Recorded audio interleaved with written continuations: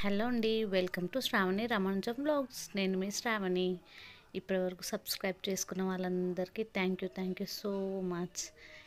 Like, share and subscribe చేయండి శ్రావణి రామానుజం వ్లాగ్స్కి. చిన్న చిన్న టిప్స్, చిన్న చిన్న వంటలు అండ్ న్యాచురల్గా ఇంట్లోనే ఉండే వాటితో ఎలా చేసుకోవాలో చూపిస్తాను. ఇప్పుడు మనం తయారు చేసుకోబోయేది కారపూస అండి.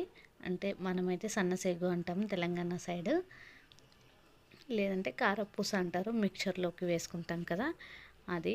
ఇంకా మనకు పానీపూరి దగ్గర కూడా దొరుకుతుంది. ఇంట్లోనే ఈజీగా స్నాక్ రెసిపీ అండి. ఈజీగా చేసుకోవడానికి, స్నాక్గా తినొచ్చు, లేదా పప్పుచారులో అంచుకి, లేదా పెరుగులోకి నంచుకి పెట్టుకోవడానికి, స్టోర్ చేసి పెట్టుకోవడానికి కూడా చాలా అంటే చాలా సింపుల్గా అయిపోయే రెసిపీ. ఈజీగా కూడా అయిపోతుంది. పిల్లలు కూడా చాలా ఇష్టంగా తినేస్తారు. ఎప్పుడన్నా ఆకలి అన్నప్పుడు కొంచెం తీసి పెట్టేసేయచ్చు. అంత ఈజీగా చేసుకోవచ్చు. చాలా టేస్టీగా కూడా ఉంటుంది.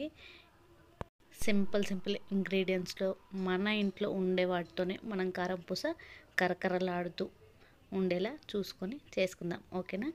ఏమేమి కావాలో ఇప్పుడు మనం చూసేద్దామండి. ఒక గ్లాస్ బియ్యం పిండి, దాంట్లో పావు గ్లాసు శనగపిండి, పావు గ్లాస్ అదే గ్లాస్తో కొంచెం పావు అంటే తక్కువ, హాఫ్ కంటే ఇంకా తక్కువ అనమాట.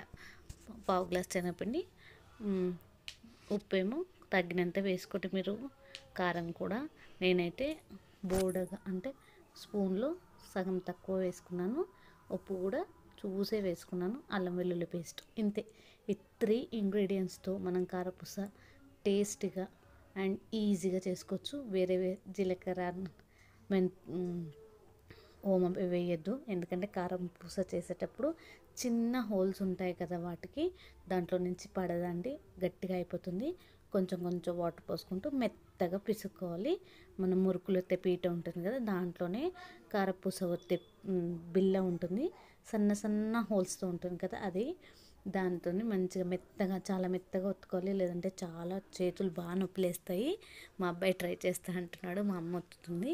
మా అబ్బాయి ట్రై చేస్తాడు కానీ రాలేదు. ఇంతే అండి, సింపుల్గా ఆ ఒక్క గ్లాస్ చేస్తే 10 కారపూసలు అయ్యాయి అనమాట.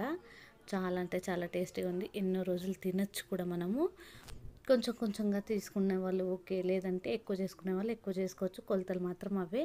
ఒక 3 ఇంగ్రీడియంట్స్ సింపుల్ అండ్ ఈజీగా అయిపోతుంది.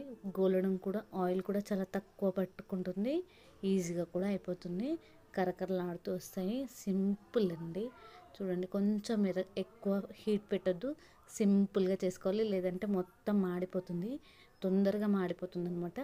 చిన్న ఫ్లేమ్లో పెట్టి చూసుకొని వేసుకుంటే ఒక 5 to 10 మినిట్స్లో రెడీ అయిపోతుంది కారపూస. చాలా టేస్టీగా అండ్ ఎంతో రుచికరంగా ఉండే కారపూస. మీరు కూడా ట్రై చేసి కామెంట్ చేయండి. Like, share and subscribe to Shravani Ramanujam vlogs. ఓకేనా? కంపల్సరీ ట్రై చేయండి, కామెంట్ చేయండి. Like, share and subscribe. Bye మళ్ళీ.